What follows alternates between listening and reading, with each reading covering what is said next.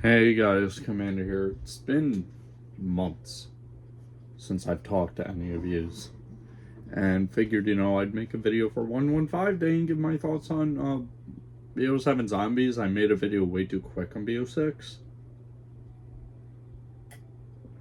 Last year, I even took off for the game last year, and this year I didn't. To a degree, granted, whatever, but we're here, we're 2 months in, figured I'd give my thoughts while I run a match on Cosmodrome and go over some of just my thoughts on the game, whatever.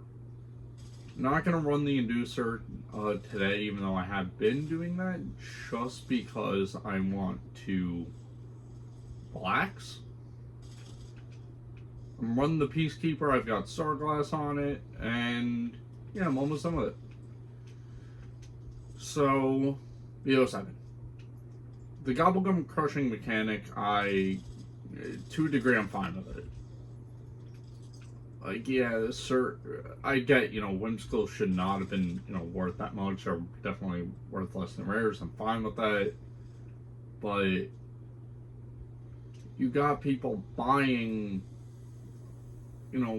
all these packs. Like, yeah, obviously it's going to happen. I won't lie, I bought Gobblegums this year too. But,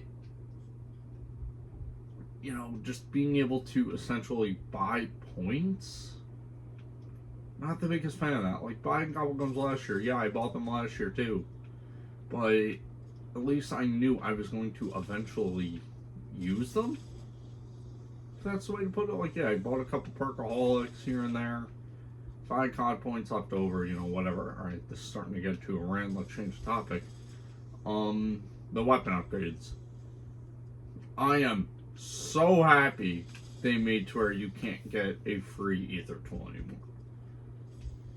Liberty Falls, I think the only map that really didn't have stupid easy access to rarity upgrades was, I believe, Reckoning, and that definitely set, the right direction, the right pace, and now look at it. Once I open the door, you will see the rarity is increased. For those who have not played this year, it's 750 for green and 1250 for blue, and then purple and gold are the same, which I'm more than fine with that. The early game definitely made the setup way too easy, but next thing I want to kind of talk about is I'm used to a head test spawning up right now. Is the weapon prestige system, and the last time we saw this was Black Ops 4, and we all know how much I love that game. Alright, let's see. Oh, kill location, okay. Without the inducer, I'm not getting my head ripped off. The way weapon prestige works, for those who don't play that much or don't fully understand it, is you get your gun to max level, as we've been doing for all these years, and instead of just having it sit at the same max, you have the option to prestige it. And what that's going to do is reset your gun rank, relock all the attachments, but this year they kind of added a couple changes to that system, which really glad they did. You get a prestige. Every gun has a prestige attachment. You can see what it is. You do kind of gotta scope around, whatever. Okay, 20 bottle caps, sure. But you'll find it, like, for example, the M15 has, FNJ, the Maddox has its old operator mod, the Echo Fire, the Peacekeeper has a stock. Like, all these guns have a prestige attachment you can only use on that gun. And do I man, do I like it because you don't need to unlock it. You know, once you prestige it, it's there. And when you prestige your gun again, or even the first time you prestige your gun, the attachment auto equips. Like, yeah, you lose your zombie build, you lose your loadout build. Most guns at this point have blueprints. Whether it be bundle, but I don't think I bought bundles this year. Last year I know I bought a lot, like the Beavis and Butthead stuff. I bought Stan Smith from American Dad, but like even but that's not. Oh, there we go. So weapon level 200. The way that system. So that's kind of how you understand the weapon prestige master. Once you get it to 200, or weapon level 47, I think it is for the Peacekeeper, it just changes from Peacekeeper Weapon Prestige 2 to Peacekeeper Mark 1 Weapon Prestige Master. And once you get to weapon level 100, 150, 200, and then maxing out the gun, you get a universal camo. Same thing when you initially prestige it those first times. And you can use camos on any gun. Like, a lot of them are the old BO2 camos. Like, the Peacekeepers is Cyborg. There's a gun that has, I forget what gun it is. I believe the MXR has Afterlife. The Echo 12 has Weaponized 115. So all these camos are in the game, and they're all free, but man, you gotta work your ass off for them. I've got 3, almost 4 weapons, weapon prestige, weapon level 250. Peacekeeper will be my 4th. I believe that was a Task Icon. Oh, that was Chompy.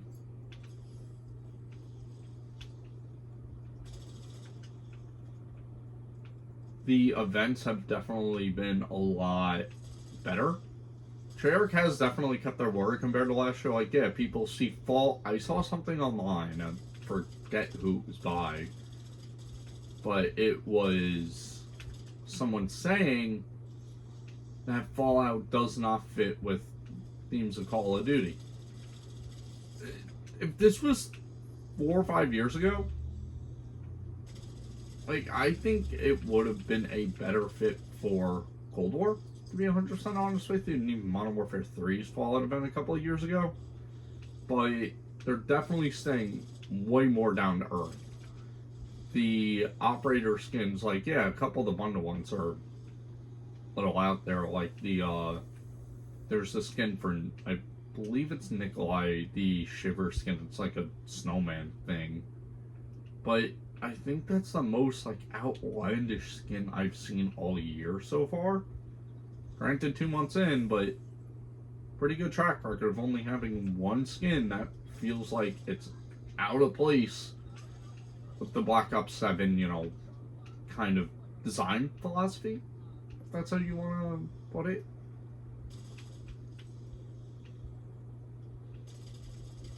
I will say also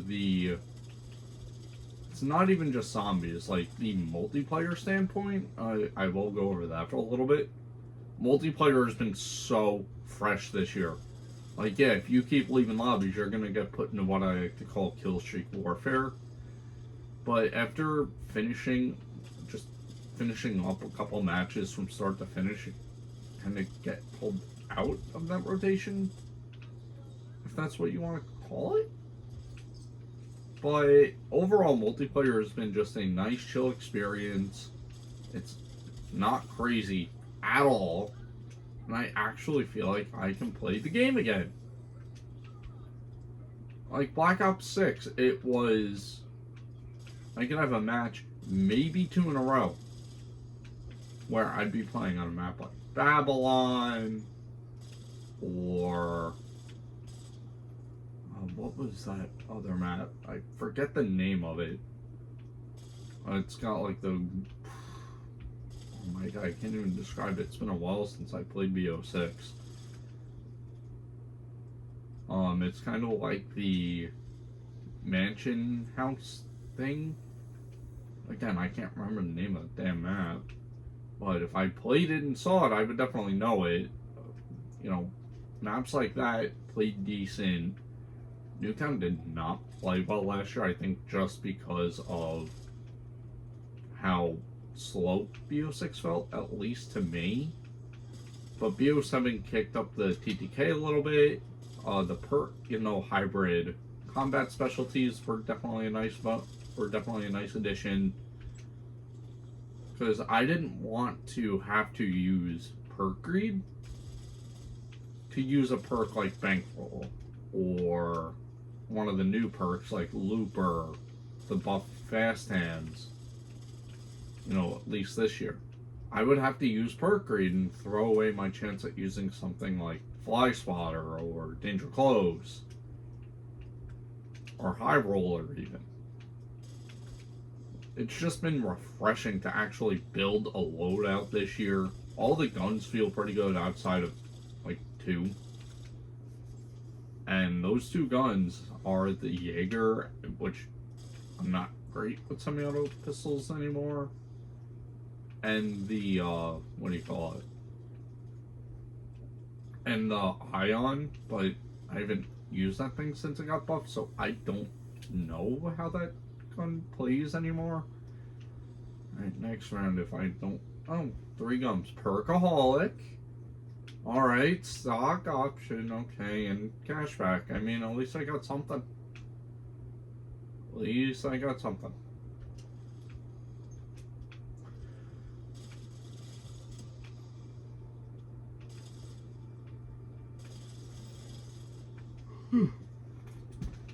Sorry, I'm just a bit tired. One of the other topics I wanted to kind of bring up is the Easter egg difficulty.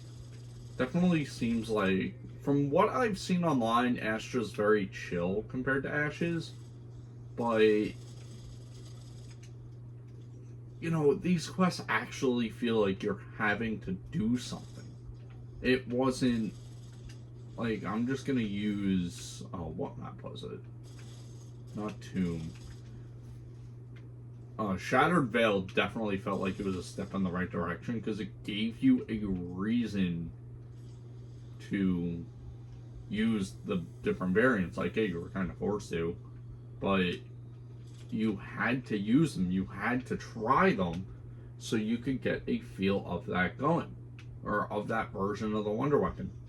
And the Easter egg steps kind of made sense to the map, which I kind of felt like was not a thing last few years. Big example. What was it? Big example was kind of Firebase C was kind of the nail in the coffin for easy Easter eggs. Like, yeah, you have a really difficult step. Sure, all steps should not be as bad as the Mimic step.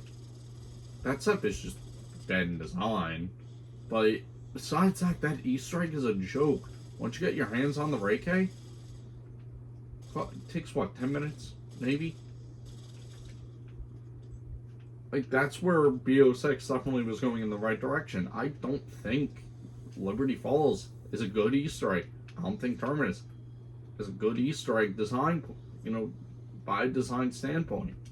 Story, sure, it's great. But I want to play an Easter egg where I feel like I'm doing something the entire time and not being bored out of my mind 20 minutes in.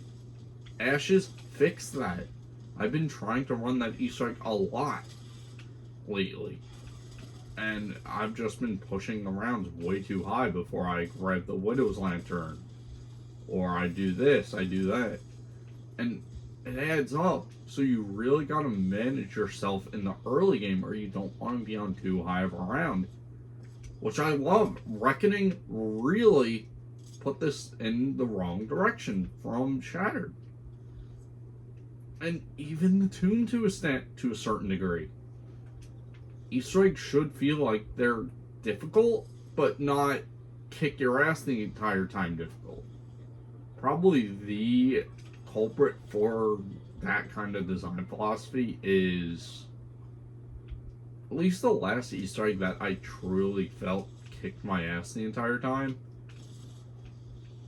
Weirdly enough, was Shin Numa Reborn on Vanguard. That map really does not let you lay low. You need the Wonder Waff, which I don't believe it's in the box. I haven't played Vanguard in a couple of months. I don't remember it being in the box. So minimum round 15, round 16, depending on when you get a boom tree around. But once you get the Wonder Waff, like, it doesn't let you relax. And that's why I loved that Easter egg. It didn't hold back. Like, yeah, it's annoying. It's difficult. I did say a minute ago, I'm not the biggest fan of those Easter eggs by a design standpoint. But from a gameplay perspective, I love that kind of Easter egg. But I am a defender of Vanguard, so I'm, out sitting in a black hole at that point. Like, Easter eggs are a lot of fun. I loved running them the last couple of years. I've learned the hardcore Easter egg for Final Reich. I can tell you right now, I'm not making a video on that. Because, I need my headset for a couple of certain points. Okay, I should not buy another perk. I am going to get Pack 2, because the bear spawns in a couple of rounds.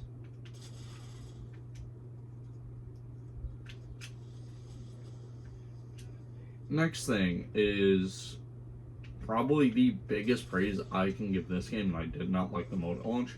Cursed. It really changes how you play zombies. Given I'm one of the few people that actually enjoys the modern zombie mechanics, fixed point system, death pity, all those things I love. Granted, death pity should not be capped. If you're in Cursed, it should be capped at like 30, because Cursed is a lot more difficult and Pack Punch costs more. But I don't think it should be, like BO2, BO3, where you bleed out, you lose your shit, basically game's unplayable. This is why I love Black Ops 4, like another main reason. I might genuinely make a video talking about all the mechanics of that game, just because I enjoy how that game operates. I'm just going to buy 2 perks.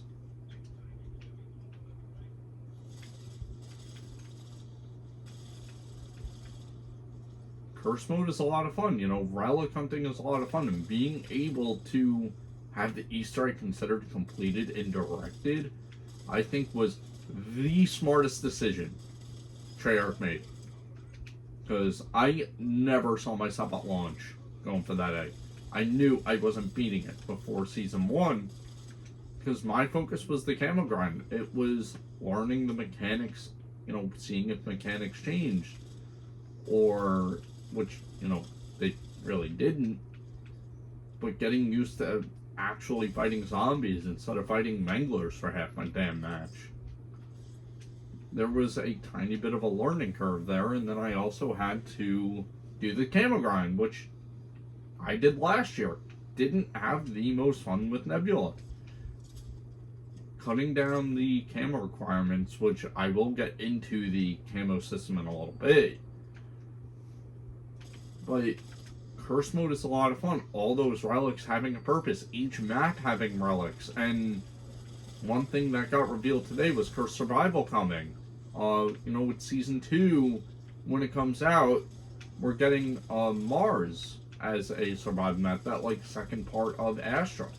It'll actually give me a reason to play a new survival map, because I've been playing Cosmodrome, and I feel like this is the best survival map on the game. And I think this is the best map on the game. I love Ashes. I really do. I don't like Astra. Farm, I'm not, I'm not against playing it, but it's one of those maps I just won't touch unless I have to. Exit 115, I really think the only reason I would ever touch that map is, quite honestly, if another weekly went to it. I don't like the diner area, and it's really strange because all those years ago on transit, the diner was one of the best places to train, at least in my opinion. It was one of the best places to hang out. You had the shield there. You had all this different stuff. And, Exit 115 just isn't it. One day maybe I'll make a video on Exit 115. Maybe using like a certain gun or whatever, but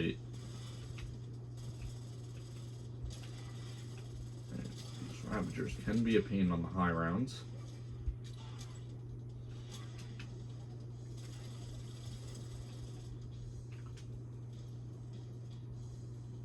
Did the last Ravager glitch again? Hear him. There it is. Next thing I want to talk about before I forget it. The camo grind. Oh my god, was the headshot the headshot requirements being cut in half. That was the main reason I did this camo grind as quick as I did. And honestly, I had fun doing it. Having to do 3 special challenges instead of 2.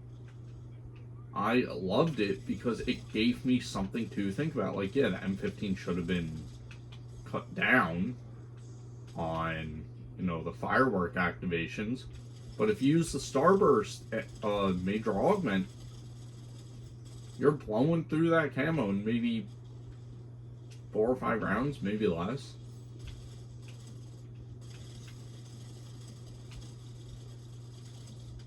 The launchers actually being half decent last year until the HE1 got a buff, which could be placebo, but I really do think that thing got buffed at some point in that game's life, because I really had fun using it towards the end of Black Ops 7, or not Black Ops 7, Black Ops 6.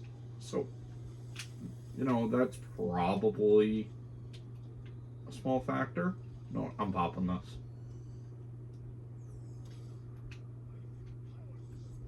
Another thing,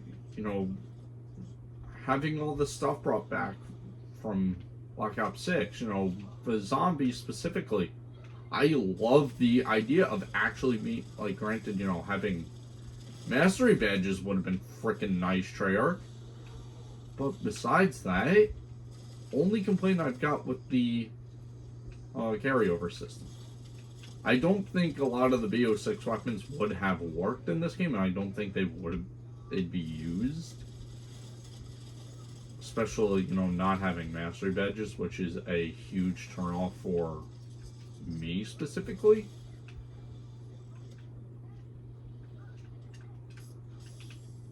I don't want monkeys. I want Caspiers. TED tasks actually being possible outside of one on Ashes. If you get the TED task in Spawn and it's the jump pad one, yeah, you're dealing with infinite zombies for about a minute and a half. But the TED tasks make sense to that part of the map. Hold location seems a lot more reasonable this year. And just for some reason, just having the last 2 or 3 zombies disappear until the TED task is done, I love, because once it's done, you can grab your rewards instead of being swarmed. Because most people, myself included, I don't have it on right now, but I played the Inducer a lot. And grabbing your rewards with the Inducer on is almost certain death, depending on where the chest is. But next thing I'm going to talk about is the... probably going for 20-something minutes now already. Holy crap. Next thing I want to talk about was the augment system. And the carryover for the augment system really was nice, and I did not realize that at first. I knew you could start, putting augments on at level 11. I thought that was the new stuff. I thought I'd have to research all of my Bo6 stuff. I opened the augment menu, and next thing you know, I got all my stuff. So if you see your augments at 47%, most of them, like any of your research, yeah, that's your Black Ops 6 research carrying over, which I think was a massive decision in the right direction. The new perks are really fun, or I say perks, a new perk. Toxic growth coming back, I'm very decisive on. But besides that, I think this has honestly been a really good year, for zombies so far, being able to put on 2 minor augments, fixing some of the problems. Like, a lot of the problems with Quick Revive was, its minor augments were co-op oriented. And now, if you have Quick Revive, you can craft a 4th self-res, which was amazing to see. I don't know if, in-game text, goes through that, but equivalent exchange getting a massive buff, EMT getting a buff, turret getting a nerf, thank God, on Energy Mine. The new major augment for Energy Mine I've yet to research. Like, I have been having nothing but a good time playing Black Ops 7. With everything. The Warzone integration feels so nice. Should have been 80 elims instead of 100 for the guns, but, whatever, Treyarch, you do you. But the camos are actually seem feasible this year to get across the board, like, even multiplayer. I'm having a lot of fun grinding those camos, and I'm able to play multiplayer for more than an hour without getting pissed off, because I could sit in the same lobby. Oh, I got a gift card, nice. Let's pack 3. I think after the next milestone round, I'm gonna call it, I'm still gonna play to 31 whatever, but at that point I'll probably just be rambling on, or I'll get tired of talking, or whatever the case is, and just be silent. Some people don't like that. I should say most people don't like that, at least that I've encountered.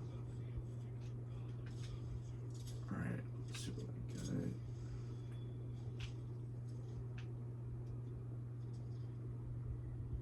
Okay.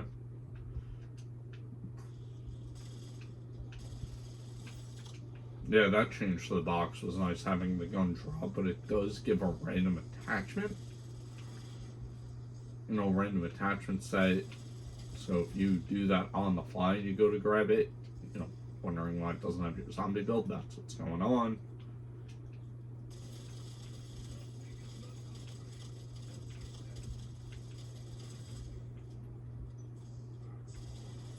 I really cannot wait to try out the new sniper.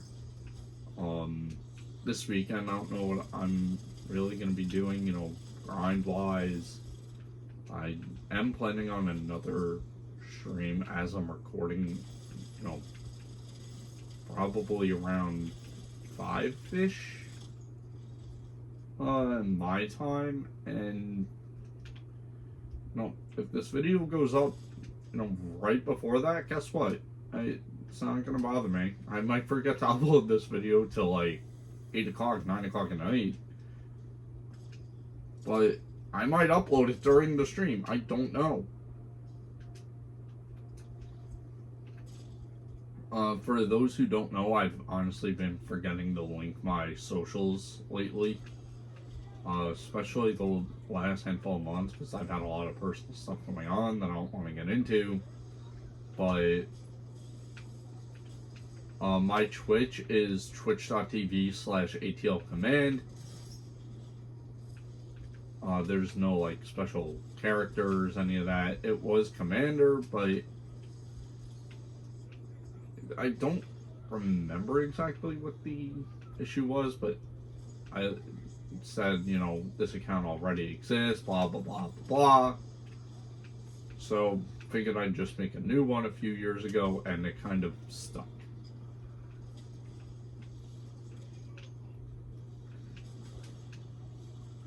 Need to...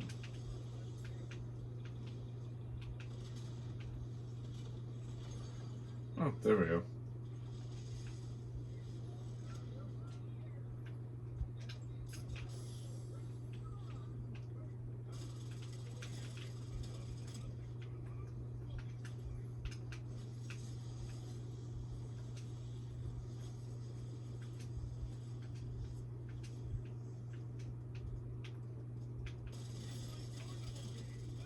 Yep, that's the Starburst dog. And instead of having it rain down on like 4 or 5 zombies, they run through and it just consistently goes off. I might do a camo guide at some point in the future going over ammo mod activations. The arrow launcher did change its firing mechanic. Instead of being a javelin style shot, it is now a, you know, it's just kind of a grenade? If that's how you want to even label that thing. But I'm gonna look at that. The arc really is not a weapon you should be using. If you want to get infestation and you want to use like launchers and specials, just avoid the arc. Really, just avoid it. The crossbow is one of the best weapons in the game. The arrow is still really good. But I'm really gonna have to do some experimentation. You know, with the weapon loadouts once I really start getting a lot of these weapons to, you know, max weapon level, like, you know, weapon prestige master max level, which is weapon level 250. Yeah, after this round, I'm gonna probably call it. Okay, I thought I killed it there. The elites definitely help. Alright, yeah, that looks like that was the last zombie. So, yeah, that's really it. I do want to say, you know, just to recap a couple things. Augment system, amazing. Zombies feels, you know, really good, really smooth without the special zombie spam. And just overall, this entire game feels like what Black Ops 6 should have been. I do have a couple of videos on my thoughts on Black Ops 6.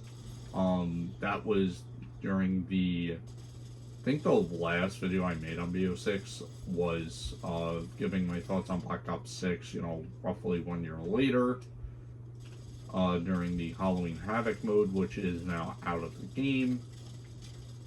So if you guys want to see, for some reason, Black Ops 6 content, let me know. I'm definitely open to making more Bo7 content whenever I get the chance. And if you want to see other games, like if you want me to play more Xenoverse, or go off on a limb and play some random game like, you know, Nickelodeon All-Stars Brawl, definitely down to try it. Like, I'll play Xenoverse with people. I'll play Xenoverse with you guys. I don't care. I'm on Xbox, so it's kind of a roadblock, but